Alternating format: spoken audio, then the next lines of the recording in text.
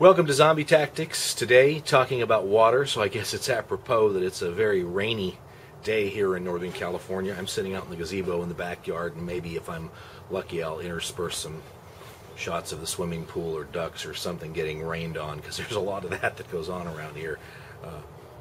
So we'll see. I've also got a river going through my property, and that's kind of an interesting source of water, come to think of it. So water, the title of this video is officially Water and the Myth of 8x8, or the 8x8 myth. It'll be something like that.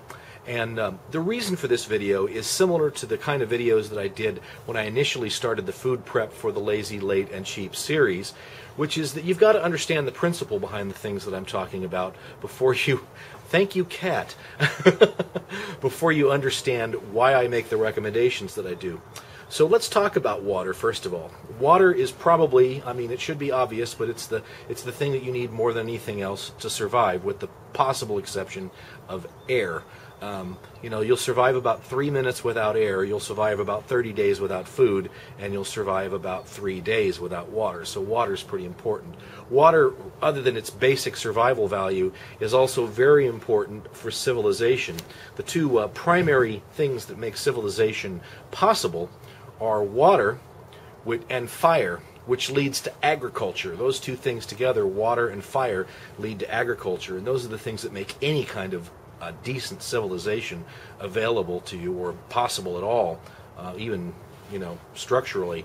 Well, now in modern society we've added to that electricity, and electricity is kind of a replacement for fire, and I find it interesting that we've replaced fire with electricity in a lot of ways, but that most of our electricity comes from some combination of being generated by water, as in hydroelectric, or by fire, as in coal burning or oil burning furnaces. So water and fire are two big things still, and water still plays a big part of it.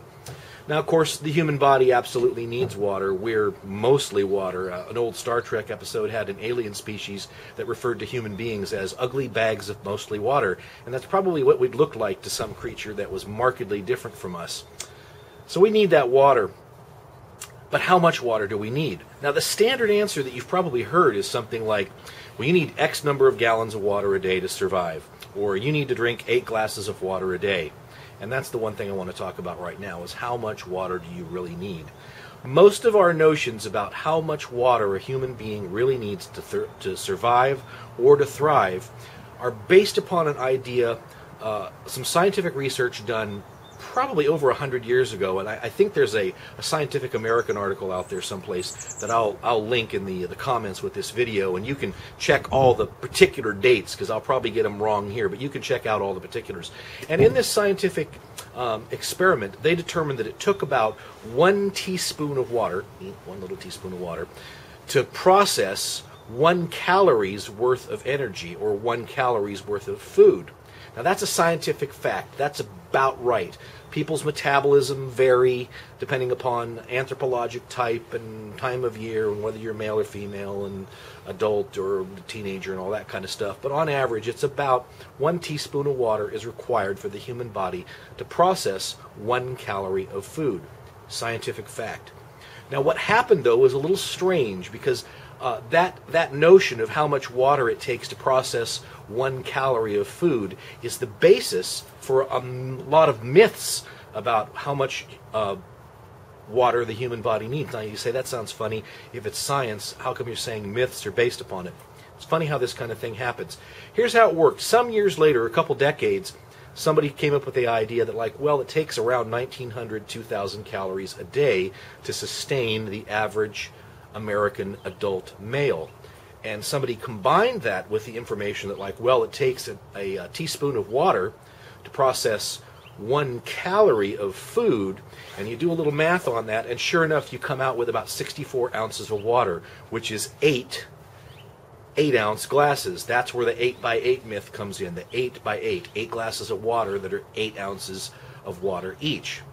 Now, that sounds like it's really scientific. 1 teaspoon of water, 1 calorie, you do the math out, and it comes out to so much water. You need this much water a day if you're going to have a 2,000 calorie diet, and that's the standard figure that you base everything on and adjust accordingly depending upon all the factors that we've talked about. There's a giant thing they left out of that, though. and that is that you get an awful lot of water out of your food. Matter of fact, you get most of the water that you need out of your food. So those figures of you need 8 glasses a day that are often repeated, and they're often repeated by nutritionists, sometimes people who you'd think would be experts. They're repeated by personal trainers and people in the exercise field. I've seen them repeated on survivalist boards. They turn out to have no real scientific merit, even though there's a hint of science back with that 1 calorie, 1 teaspoon study. And that's because you get most of the water that you need from the food you're eating. Now that might not be apparent to you, but there's a heck of a lot of water in the food that you eat. There's a lot of water in vegetables, carrots, potatoes, especially things like celery. There's a ton of water in things like fruits, tomatoes, obviously, strawberries, berries of all kinds, citrus fruits, bananas. A lot more water than you'd think. If you're eating nothing but dry toast, well, yeah, there's probably not much water in that, but surprisingly, there's a lot of water even in bread. So somebody did a little smart work and figured this out. They said, you know what, you're getting almost all the water you need per day out of the food you're eating. So really, the only reason why you're drinking water is to wash down the food that you're eating, and if you need a little extra, to make it up. Well, how do you know if you need a little extra? You get thirsty, and that's about all there is to it. So let's dispel this you need 8 glasses of water every day or a half a gallon of water every day in order to survive. Frankly, that's more water than most people will ever need unless they're living in a very hot climate or they're doing extra hard physical labor, in which case they're going to need a lot more water and a lot more in terms of food and calories. So that's the principle that we're going to use to gauge how much water we need in future videos, where I'm going to be showing you both short-term and long-term water solutions for your food prep for the lazy, late, and cheap. The ongoing series on zombie tactics. We'll see you next time. Bye-bye.